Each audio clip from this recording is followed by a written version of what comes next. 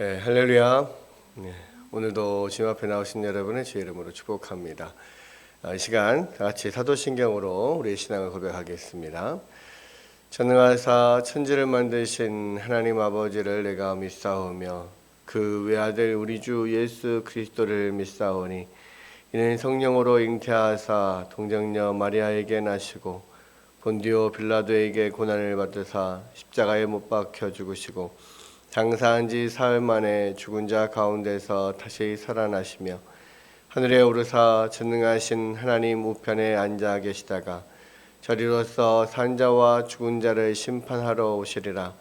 성령을 믿사오며 거룩한 공야와 성도가 서로 교통하는 것과 죄를 사하여 주시는 것과 몸이 다시 사는 것과 영원히 사는 것을 믿사옵나이다. 아멘. 찬송가 21장 찬송하겠습니다.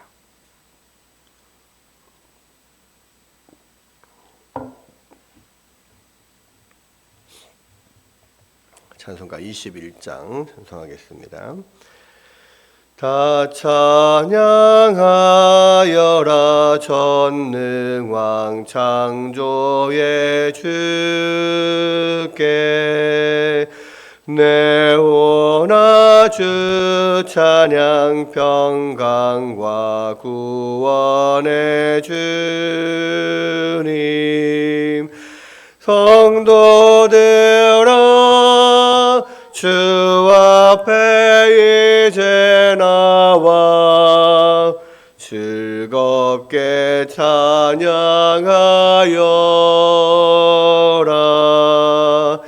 다 찬양하여라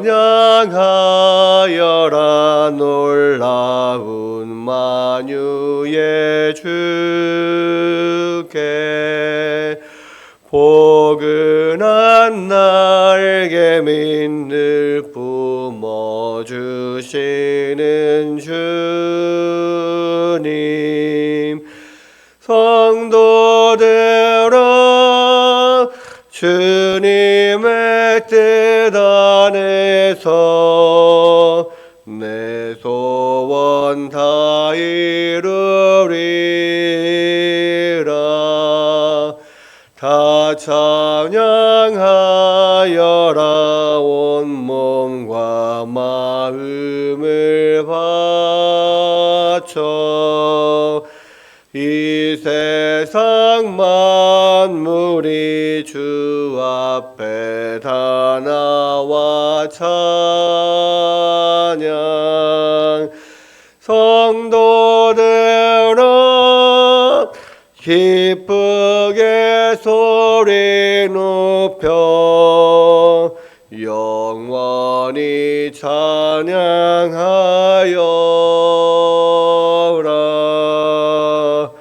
아멘. 우리 하나님의 말씀 시편 96편 함께 보겠습니다. 시편 96편입니다.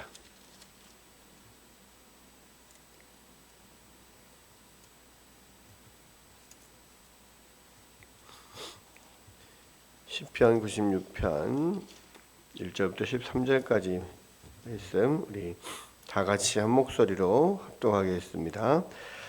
새 노래로 여호와께 노래하라. 온 땅이여 여호와께 노래할지어다.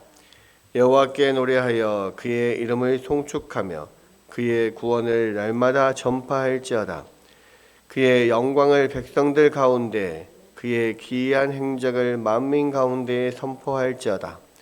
여호와는 위대하시니 지극히 찬양할 것이요 모든 신들보다 경외할 것임이며 만국의 모든 신들은 우상들이지만 여호와께서는 하늘을 지으셨음이로다. 존귀와 위엄이 그의 앞에 있으며 능력과 아름다움이 그의 성소에 있도다. 만국의 족속들아 영광과 권능을 여호와께 돌릴지어다. 여호와께 돌릴지어다. 여호와의 이름에 합당한 영광을 그에게 돌릴지어다. 예물을 들고 그의 궁정에 들어갈지어다. 아름답고 거룩한 것으로 여호와께 예배할지어다. 온 땅이여 그 앞에서 떨지어다. 모든 나라 가운데서 이르기를 여호와께서 다스리시니 세계가 굳게 서고 흔들리지 아니하리라. 그가 만민을 공평하게 심판하시리라 할지로다. 하늘은 기뻐하고 땅은 즐거워하며 바다와 거기에 충만한 것이 외치고 밭과 그 가운데에 있는 모든 것은 즐거워할지로다. 그때 숲의 모든 나무들이 여호와 앞에서 즐거이 노래하리니 그가 임하시되 땅을 심판하러 임하실 것임이라. 그가 의로 세계를 심판하시며 그의 진실하심으로 백성을 심판하시리로다. 아멘. 아멘. 예, 시편 96편은 또 여기도 이 표제어가 없는 시편 중에 하나입니다. 그러니까 시편에 보면 표제어가 대부분이 있는데요. 시편이 그 표제어가 없는 시편이 그렇게 많지는 않습니다만은 지금 이 시편 4권에 좀 여러 시편들이 좀 표제어가 없는 편이고요.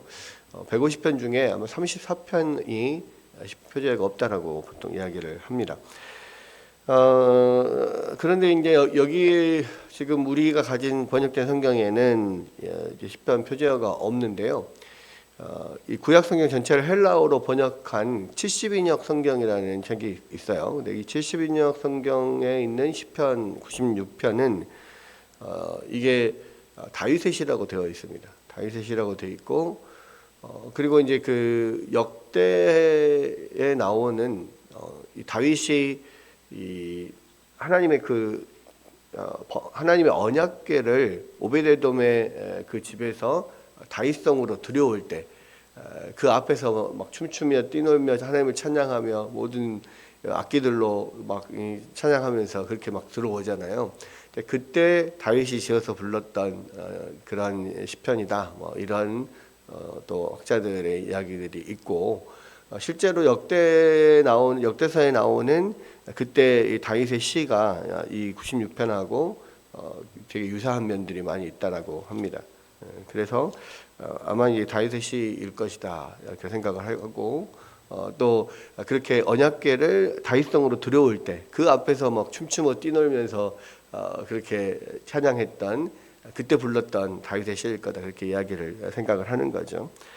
그래서 이제 시편 전체적인 내용은 여호와를 찬양하는 내용입니다. 그러니까 새 노래로 여호와를 찬양하고 날마다 그의 구원을 전파하자. 뭐 모든 백성들아, 그러니까 뭐 이게 예루살렘 또 모든 하나님의 택한 백성들뿐만 아니라 모든 이상의 열방들이 모든 백성들이 만민들이 그렇게 하나님을 찬양하라. 또는 심지어는 하늘과 바다와 땅도 하나님을 찬양하고 그 안에 있는 뭐 밭도 나무들도 모든 것들을 하나님을 찬양하라 막 이렇게 하면서 함께 하나님을 찬양하자고 그렇게 이야기하는 그런 면들이 이제 쭉 나오죠.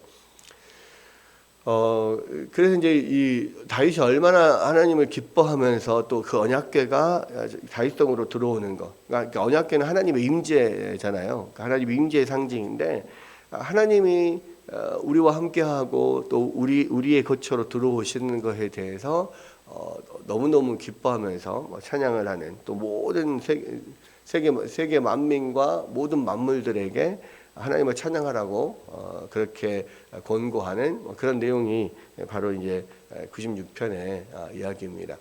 그러니까 지금 다윗이 얼마나 하나님을 기뻐하고 있는지 하나님 앞에서 즐거워하고 있는지를 보게 되는데요. 그러니까 그거를 보면서 우리가 이 다윗의 그 언약궤를 다윗성으로 옮길 때 그 모습들을 우리가 상상해 보면 또 그것을 상상하면서 이 찬양을 막 불렀다는 것을 생각을 해보면 하나님을 얼마나 참 사랑하고 기뻐하고 즐거워하는지를 볼 수가 있잖아요.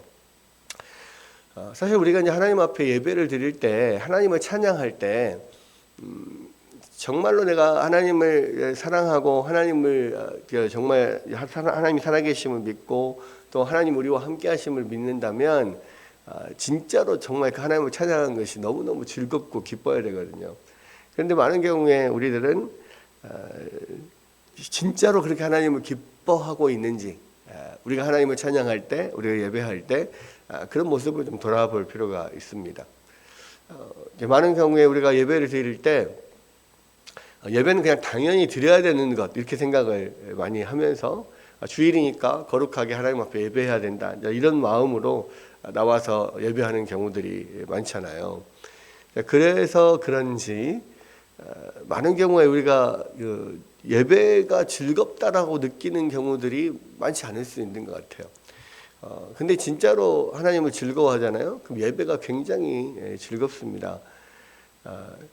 그 단적인 일 중에 하나는 예배가 즐거우면 사실 예배를 얼마나 오랜 시간 동안 드려도 사실 이게 지겹지 않거든요. 근데 많은 경우에 우리가 예배가 좀만 늦어지면 예배가 좀 늦게 끝나면 굉장히 왜 이렇게 예배가 늦게 끝나지? 이렇게 막 생각을 합니다.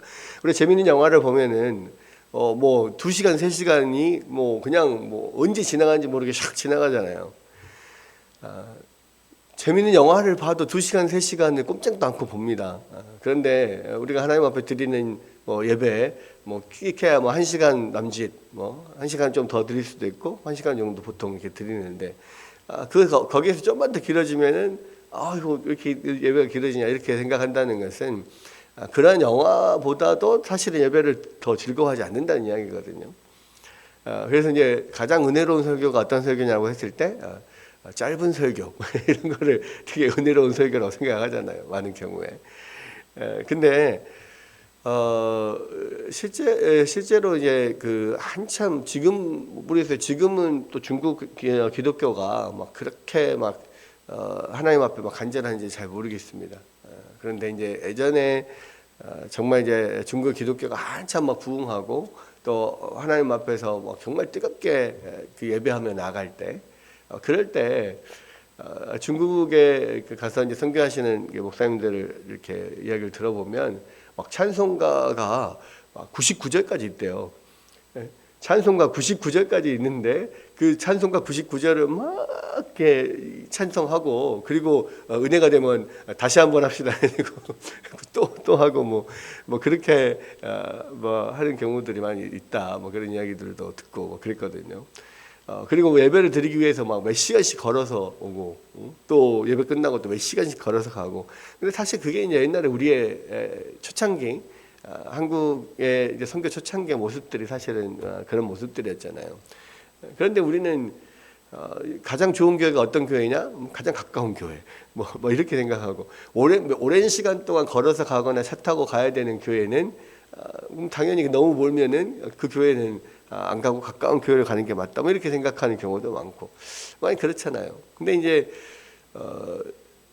뭐 그때하고 지금하고 또 중국하고 지금 우리하고 뭐 상황이 다르다라고 생각을 하겠지만 그러나 이제 그런 모습들이 우리가 하나님을 즐거워하고 예배를 즐거워하는 그런 마음이 얼마나 그런 진짜인가? 정말로 우리가 하나님을 즐거워하냐? 예배를 즐거워하냐? 자, 이런 모습들을 다시 한번 볼 필요가 있는 것 같아요. 이 다윗이 하나님 앞에 드리는 이 찬양과 또 그 언약궤를 자윗성으로 옮길 때 그 모든 성도 이스라엘 백성들 앞에서 춤추며 뛰놀며 막 힘을 다하여 춤추더라 막 그렇게 돼 있잖아요. 그런 모습들을 볼 때 정말 우리가 하나님 앞에서 정말 나의 모든 몸과 마음을 다해서 하나님을 드리고 있는가, 이 부분은 정말 다시 한번 생각해 볼 필요가 있다 이런 생각을 합니다. 많은 경우에 예배 가운데서 우리는 이 시대, 지금 우리의 시대의 예배는 설교가 되게 많은 부분을 차지하잖아요. 뭐 3분의 2 이상이 아마 설교가 차지할 건데, 그러나 물론 하나님의 말씀이 선포되는 거 참 중요합니다. 또 하나님 뜻을 아는 거 되게 중요하죠. 그런데 우리가 함께 모여서 예배를 드릴 때 우리가 하나님 앞에 받는 부분도 있지만 우리가 하나님 앞에 드리는 부분도 있잖아요.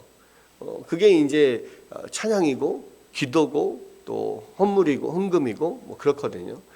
그러니까 그런 하나님 앞에 드리는 면도 우리가 정말 마음을 다하여서 하나님 앞에 드려야 되는 거예요. 그게 이제 사실 우리가 찬양을 드리고 예물을 드리고 또 기도를 드리지만 그게 우리 자신을 하나님 앞에 산 제물로 드리는 어떤 표현이거든요. 여러분 구약시대의 제사를 생각해 보면 예배자의 입장에서 하나님 앞에 제물을 드리는 것이 굉장히 많은 부분을 차지하고 있습니다. 그죠? 예물을 드리는 것도 마찬가지고 그 동물을 가지고 와서 제사를 지내는 것도 마찬가지고 그것을 동물을 끌고 와서 또 그 동물을 잡아서 그것을 하나하나 하나님 앞에 펼쳐놓고 또 태워서 드리고 그 삶아서 또 뭐 예를 들어서 화목제나 이런 것들은 그것을 또 먹는 것까지도 다 예배잖아요. 그런 모든 것들. 근데 그 구약 시대에는 드리는 예배자가 하나님 앞에 드리는 면이 더 많이 강조되어 있는데 이 신약 시대의 예배는 많은 경우 하나님으로부터 듣는 말씀을 듣는 시간이 많단 말이에요. 그렇다고 해서 우리가 하나님 앞에 예배자로서 하나님 앞에 드리는 부분이 시간적으로 적다고 해서 그것이 중요하지 않다라고 여겨서는 안 되는 거죠. 왜냐하면 하나님이 그 예배를 기뻐 받으시는 것은 그 예배를 통해서 우리 모든 예배자들이 자신을 하나님 앞에 지금 산 제물로 올려드리고 있는 거니까요. 그래서 그런 면에서 우리가 찬양을 할 때도 또 기도를 할 때도 또 예물을 드릴 때도 하나님 앞에 자기 자신을 자기의 모든 것들을 드린다 생각하고 하나님 앞에 드릴 필요가 있는 거죠. 제가 이제 러시아에 이제 그 2000년도에 1년 동안 어학연수를 갔었는데요. 그때 그 러시아 유학생 수련회가 있었습니다. 그게 이제 코스타 러시아 코스타라고 하는 수련회인데 그때 이제 그 유학생들하고 같이 제가 이제 그 수련회 개막 오프닝 이게 워십을 한 적이 있어요. 그래서 이제 그 워십 댄스를 준비를 하는데 그때 당시에 이제 온누리 교회에 한참 막 워십 댄스가 들어왔을 때 그것을 이렇게 항상 이렇게 가르쳤던 그 자매가 와가지고 우리를 이제 한 달 정도를 이렇게 지도를 해줬어요. 그래서 워십 댄스를 준비하는데 그때 깃발 막 들고 막 저기서부터 막 앞무대로 나와가지고 이렇게 막 대형을 이렇게 갖추고 하면서 이렇게 이제 워십 댄스를 하는 거예요. 근데 이제 그때 연습하면서 되게 이게 정말 그렇구나라고 생각했던 게 뭐냐면 되게 처음에는 어색하고 몸이 뻣뻣하고 막 그러니까 몸으로 하나님 앞에 이 예배를 드린다는 게 어떤 건지 잘 모르잖아요. 근데 이제 다른 사람 의식하지 말라고 이제 불 다 꺼놓고 우리가 하나님 앞에 올려드릴 워십 댄스 찬양곡을 틀어놓고 자기 마음껏 몸으로 하나님을 찬양하는 것을 표현을 해보라고 하더라고. 근데 이제 불 다 꺼놓고 깜깜한 데서 이제 막 하니까 아무도 서로 의식을 못 하니까 내 마음대로 막 이렇게 이제 막 이렇게 표현을 하는 거죠. 하나님 앞에 돌기도 하고 뛰기도 하고 나름 막 이렇게 해보는데 그러면서 이제 느꼈던 것들 중에 하나가 뭐냐면 그렇구나. 이게 어떤 말로 하나님을 찬양한 게 아니라 몸으로 하나님을 찬양하는 거잖아요. 그러니까 이렇게 하다 보니까 말이 아닌 몸으로 찬양을 하다 보니까 진짜 손짓 발짓 하나하나까지 나의 어떤 머리카락의 움직임 또 나의 어떤 눈썹의 떨림까지도 내가 다 하나님을 찬양하고 있구나 이 느낌이 드는 거예요. 그러면서 내가 하나님을 평소에 하나님을 찬양할 때 과연 내가 나의 온 몸을 다하여서 온 몸을 다 하나님 앞에 찬양의 도구로 들여서 그렇게 찬양을 했던가. 그냥 찬양하는데 입술만 딸썩딸썩하고 찬양을 했지. 입술은 움직이면서 생각은 딴 데가 있거나 이렇게 찬양을 했지. 나의 온 몸을 다 하나님 앞에 진짜 산 제물로 올려들어서 그렇게 찬양을 했던 적이 없었던 것 같은 생각이 들었던 거예요. 그러면서 찬양이라고 하는 것은 결국은 나의 모든 것을 하나님 앞에 드리는 건데 내가 그동안 그렇게 찬양을 하지 못했구나 이런 생각이 들었어요. 그러면서 우리가 하나님을 찬양하는 것은 정말로 나의 모든 것을 하나님 앞에 산 제물로 드리는 그런 찬양이 되어야 되는구나. 그것을 하나님이 기뻐 받으시겠구나. 이런 생각을 하게 됐습니다. 근데 지금도 그런 것 같아요. 찬양할 때 우리는 뭐 예를 들어서 우리 뭐 오후 예배 때 막 찬양하잖아요.